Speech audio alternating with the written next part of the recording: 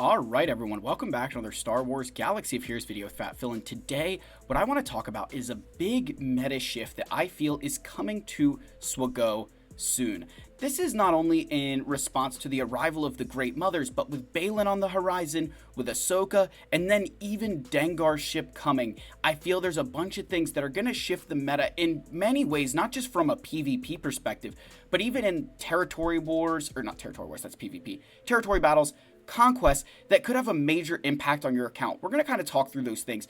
So give me a shout, like, subscribe, comment. Let's give our, love to the channel members for their continued support. If you're ever interested, link down below, along with a link to the Discord server. Thank you guys for continuing to keep the faith, continuing to show your support for the Fat Phil family. I'm so grateful for you guys. You've been an amazing part of this channel. I look forward to the future with you guys behind me. Let's get into this video.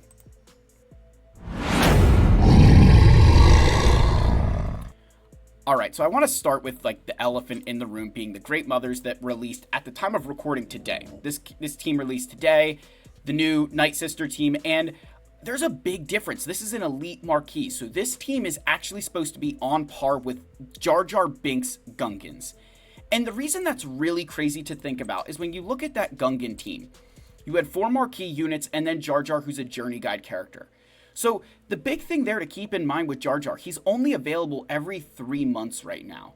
So you don't even get to, unlock him right away. You've got to wait until he's available. The other thing here as well, that Gungan team, you need to relic them before you're really getting the best use out of them. They're not really a team that's great with low gear. And the bigger thing I noticed, the amount of Zetas required. Every one of them has at least 1 Zeta, with Boss Nass having 2 and Jar Jar having 3 himself. So a lot of Zetas involved in this team. And again, the relics are what they are, but again, with that Journey Guide unit, it's one of those situations for a while here where you could wail on these all you want. If Jar Jar isn't available, you can't get him. But with this new Night Sister team and the Great Mothers, you've got Great Mothers, Morgan, and then Acolyte, Talia, and Spirit seems to be what they're using in the event. I don't know if that's the perfect team or not, but that's what we're kind of seeing being used right now. When you look at those characters, there's only 3 Zetas required. The basic on the Great Mothers and the special on them. Because the leadership and the unique only have Omicrons. Whereas, in Morgan, she has an Omicron here, so there's no Zeta, and then a Zeta here. So you think the amount of Zetas you're investing in this Night Sister team is as much as you're investing just into Jar Jar Binks alone. So so very quickly what you're saying here is that I can invest a lot less Zetas into a team and get them on par with where Gungans are. Which Gungans are an S tier team. They exist in that realm in between the Galactic Legends and those A tier teams, right? Your CLS, General Skywalker type teams that they're very good, but they can't quite compete with GLs. This Night Sister team is going to be in that realm of, yeah, we're not as good as a GL, but we're way better than the rest of these things. That's where this team is going to, sit around. Which, that's absurd to think about for a 3 Zeta investment team. That's really low investments. And for a lot of you having potentially purchased this Night Sister bundle, where you have these characters at relics already, going after Morgan and the Great Mothers could be a massive investment for you. A really good, smart decision to make. But where this eventually leads with the meta, of course, is, they're going to be very good, right? But here's the other side to that. The Great Mothers and Morgan are both needed for Balin's skull. So when we think about Balin, who's not yet even in the Journey Guide, we at least have Ahsoka in the Journey Guide. You look, Balin is nowhere to be seen. Where does Balin fit in terms of power? Because if you released a marquee unit that's on par with Jar Jar, I would expect Balin to be better than them. So does that mean that Balin's closer in power to, if he's around that Bo-Katan level, she's about as good as the Gungans, maybe a little bit better, but is Balin supposed to be more like Darth Bane or, Reva material? Is that the level that we expect Balin to be at, where you're really competitive against a bunch of Galactic Legends? And if that's the case, fine, right? That's okay, fine, but what does that mean for Ahsoka? Because I don't want to get Balin, and then I don't want to get Ahsoka and go up against somebody who got Balin and their character be just as good as my Galactic Legend. I need Ahsoka to be better. So that meta shift between those 3 is something I really am nervous about, because if they are what they're advertised to be, it could be really dangerous for this game, right? It's going to define metas for a while, not only in PvP, but think about Conquest and TB especially. If the Great Mothers are as good as what they're saying they're supposed to be in territory, like from a territory battle perspective, that completely opens up your ability to be able to help your guild.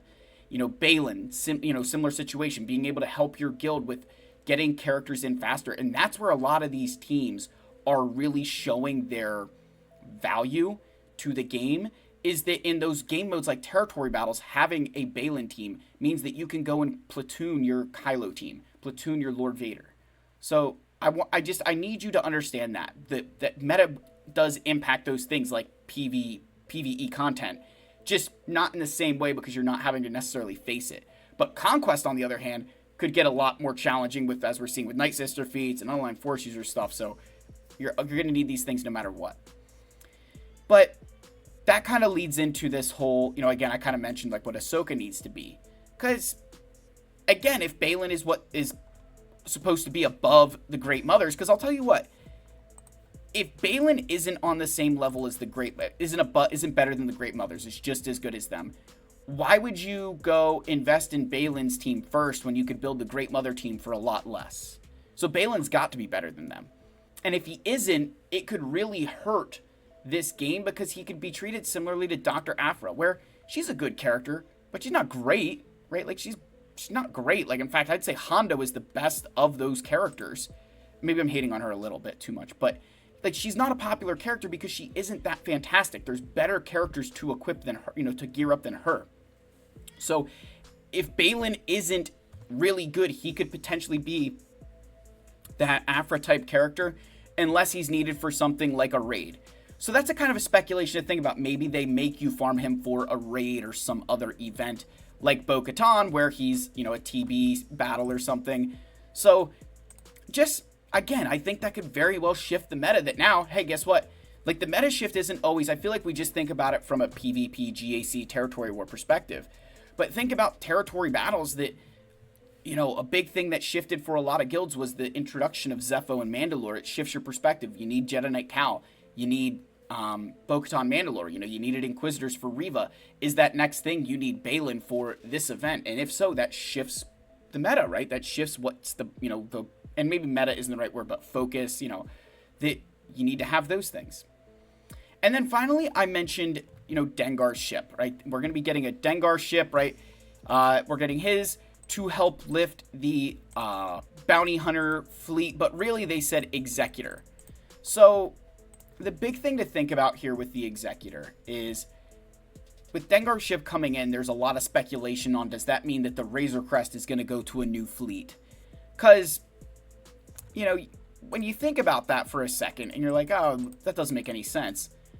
When you look at that fleet, you've got Slave 1, Houndstooth, IG-2000, Xanadu Blood. What do all four of them have in common? Dark Side pilots. Dengar's ship will also be a Dark Side ship. So now what you're going to have is 5 Dark Side bounty hunter ships, which opens up Executor to be used in some of those Dark Side TB missions that are extremely challenging, right? But also, you think about it, does that mean that Razor Crest could potentially go to a Mandalorian fleet or some other kind of fleet that's going to exist? Because that could very well also be the case.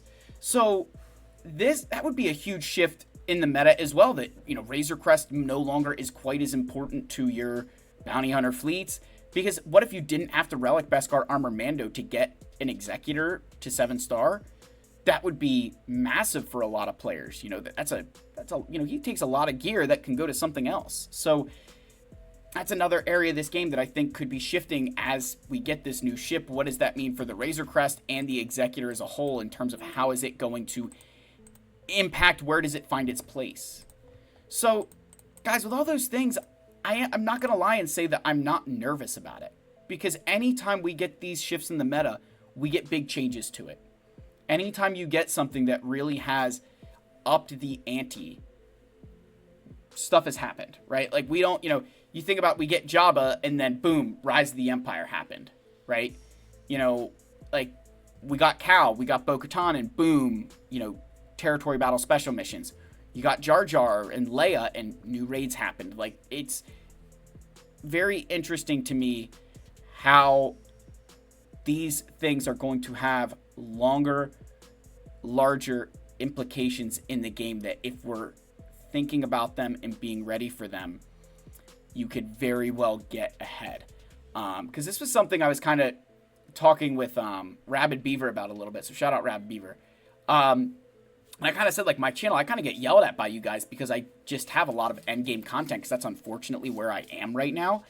And again, as I've said for a while, with a lot of the Lightspeed bundles, they're designed to push you into that new content. That Night Sister bundle wasn't the idea behind that bundle was not to give you Daka and Talzin and Asajj and Zombie at Relics. It was meant for these girls at Relics, so that way you could go after and chase Morgan and the Great Mothers.